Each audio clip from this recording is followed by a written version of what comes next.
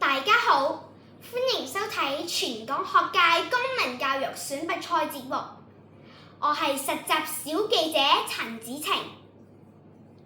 今日我想為大家介紹早前由新城電台舉辦嘅媒體及資訊素養工作坊。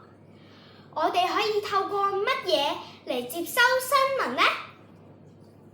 首先，我哋可以透過睇電視、互聯網、睇報紙同埋聽電台嘅廣播。講師魏小姐都講咗好多內容俾大家㗎。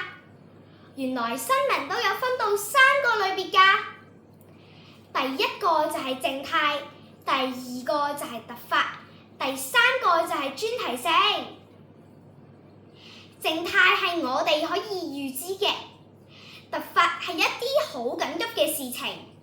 而專題性就係記者或者編輯人員用觸覺去發現嘅。我哋仲認識咗由選取報導題材、搜集資料、邀請採訪對象、採訪新聞途徑到廣播嘅流程，尤其soundbite嘅重要性。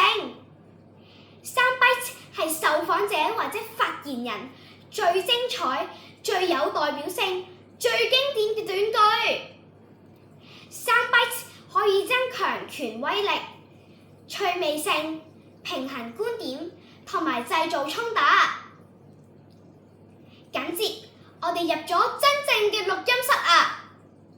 陳先生好細心咁樣為我哋講解器材嘅使用方法，例如如何準備錄音、microphone 同嘴嘅距離，如何運用感情同埋語氣去讀稿。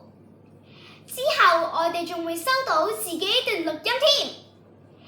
今次真係一次好寶貴嘅經驗啊！經過呢次新聞部參觀及錄音體驗，真係令我獲益良多啊！但係大家要記住啊，我哋作為一個傳媒，我哋嘅影響力係好大㗎。如果我哋發揮得好，就會對社會帶來正面嘅影響。